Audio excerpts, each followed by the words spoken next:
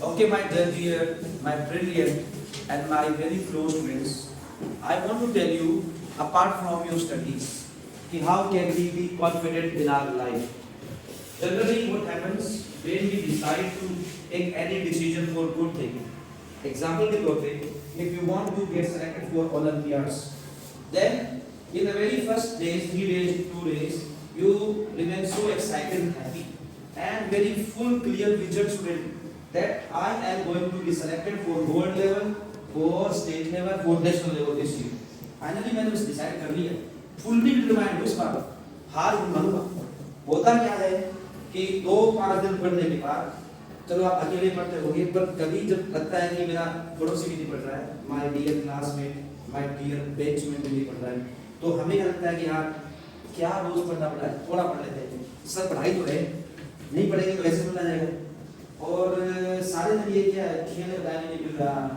और मैंने तो कभी कहा नहीं, फाइनली आई नेवर सेड कि खेलो मत, बट टाइम मैनेजमेंट रखो. टाइम मैनेजमेंट यानी खेलना भी करना है, होमवर्क भी करना है, लर्न भी करना है, करियर को फोकस करके अपने स्किल भी डेवलप करनी है. And our memory high school हमेशा इस चीज को एक पॉइंट ऑफ सेंटर रख के आई है कि each and every student has equal skills.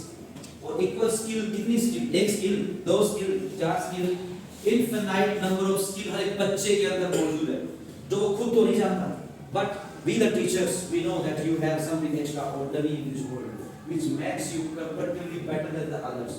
हालांकि क्या others के पास स्किल जो नहीं उनके पास भी, लेकिन अगर हम लोग ये एबली और कॉन्फिडेंटली ये आप में ढूंढ पाए कि वो कौन सी स्किल है, और उसके लिए आप एक प्लेटफॉर्म देख के तैयार करें कि आप में ये स्किल है, अच्छी बढ़ सकती है, जरूरी स्पोकन की हो, चाहे वो एक अच्छे डेमोंस्ट्रेटर की हो, चाहे वो एक एक्टिविटी परफॉर्मर की हो. तो हमें 3 चीजें, 4 चीजें, जितनी भी 5 चीजें हैं, और एक्चुअली मैं आपको एक बताऊंगा एक रास्ता. वो रास्ते का हिंदी में मतलब होता है पथ, ठीक है ना. रास्ता में चलने वाला क्या होता है? पथिक. रास्ते का हिंदी अनुवाद एक और हो सकता है जो उर्दू लैंग्वेज में है राह है. और राह है जो कोई चलता है उसको बोलते हैं राहगीर. क्या बोलते हैं? राहगीर, ठीक है ना. तो पथ से बनता है पथिक. पथ का मतलब होता है राह या रास्ता.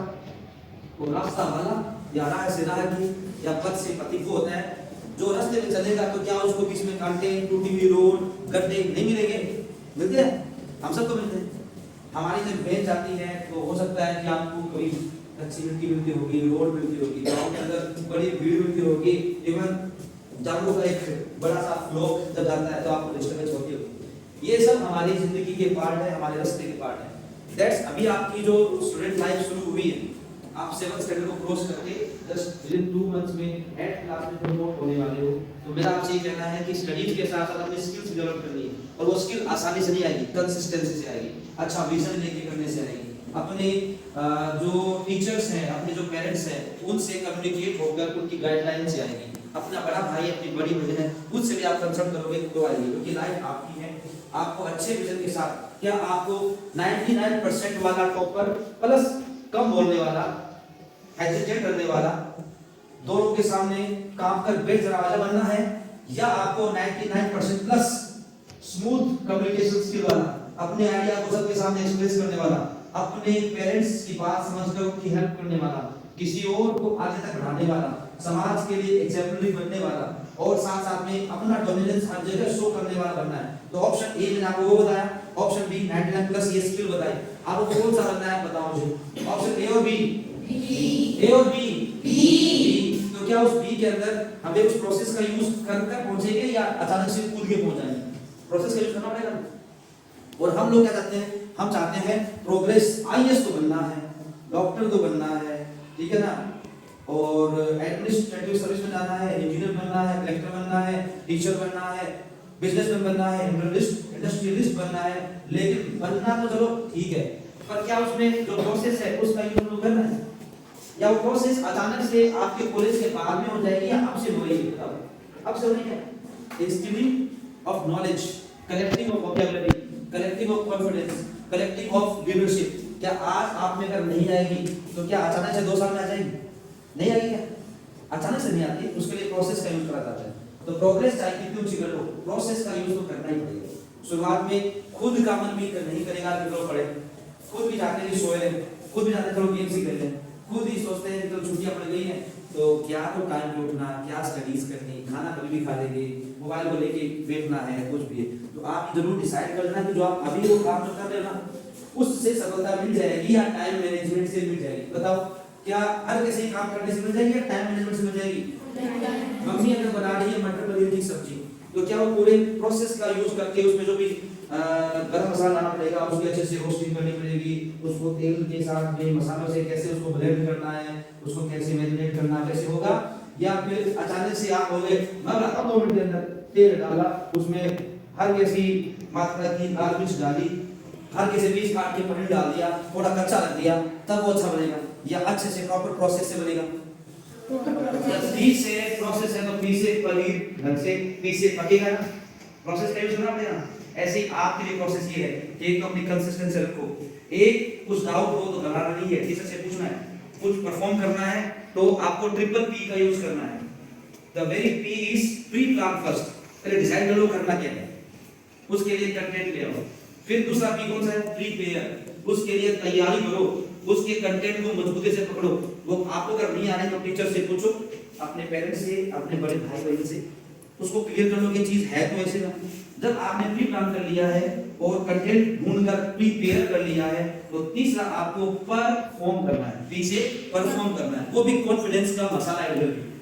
घबराना के सामने वाला क्या बोलेगा, अगर आप सही हो, अगर कंटेंट सही है तो मैं ये कहता हूं कि सामने से हंसे नहीं बल्कि जोरदार तालियां आएगी, तो फिर जोरदार तालियां हो जाए सबके लिए। Everybody clap for yourself. तो कोई ना उसका यूज हमें करना है, तो इधर आ जाइए आप और इसको समझे कि हमें इसका यूज करना है। वो है PATH।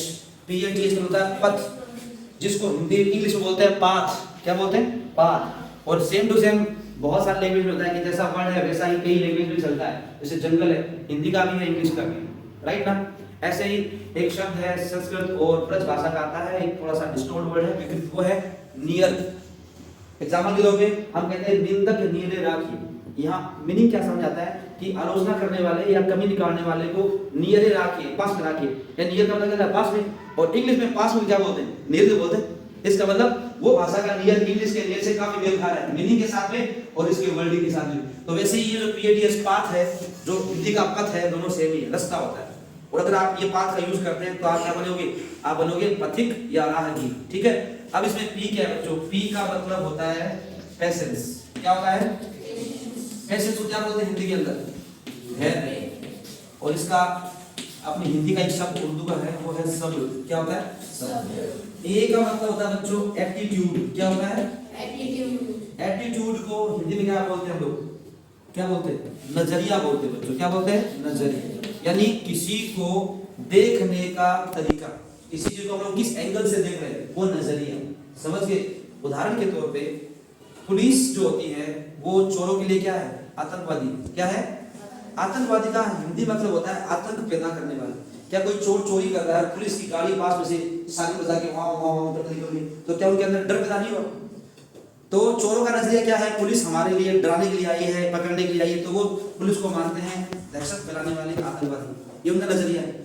और पुलिस का नजरिया क्या है? ये चोर न जाने किस भाई का ईमानदारी का बनाया हुआ पैसा या उसका सामान बिना मेहनत के चोर के भाग रहे होंगे, उसको नुकसान दे रहे होंगे, तो ऐसे फ्रिंज एलिमेंट असामाजिक तत्वों को जेल में डालना चाहिए। तो देखिए उस पुलिस वाले का नजरिया क्या है? एटीट्यूड, उसको देखने का कि ये गलत कर रहे हैं और जो कर भी रहे।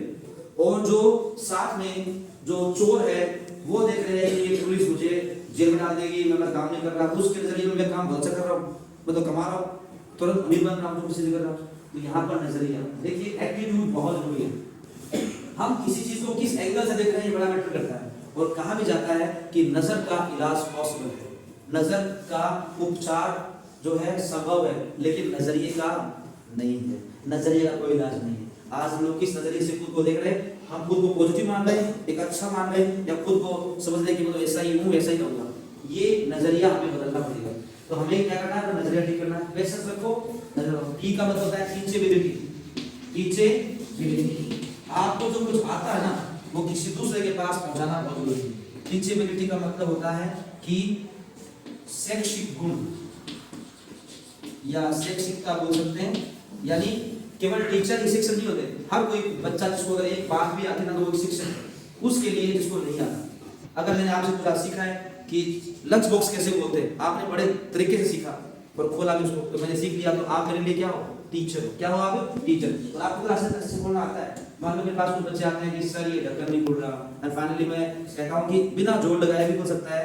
इस लंच बॉक्स के अंदर एक लाल रंग का वैक्यूम कंट्रोलर बटन है, और हम क्या करते हैं कि गर्म चीज खाते हैं तो वो क्या है, वैक्यूम उसके अंदर बंद जाता है, वो टाइटली अंदर से लिड पैक हो जाता है। फिर चाहे बाहर से कितना जोड़ लगाओ, क्या वो निकलता है? नहीं। पर स्मार्ट तरीका है एजुकेशन के साथ सीख के करना कि आप जैसे उस बटन को ऑन करोगे अंदर की वैक्यूम, वो जो भाप है, स्टीम, वो इसने ग्रिप बना रखी थी, वो बाहर निकल जाएगी, वो अंदर से ढीला पड़ जाएगा और आपसे पट से हो जाएगा, राइट ना? तो क्या मैंने वो जो जरूरी किताब तो याद है, मैंने ढक्कन को खोलना आपको सिखा दिया, तो क्या आप किसी को सिखा नहीं सकते? अगर आप सिखाने रखते हो अपना ध्यान, तो वो है आपकी टीचेबिलिटी। क्या है? जो खुद को आता है, कुछ भी आए अच्छा है, वो किसी को सिखाना क्या है? टीचेबिलिटी। और एच जो होता है, एच का मतलब होता है ऑनेस्टी। क्या होता है? ऑनेस्टी का मतलब होता है ईमानदारी। आप जिस क्षेत्र में काम कर रहे हो, आप जिस भी क्षेत्र में काम कर रहे हो, बच्चों आपका क्षेत्र भी क्या है?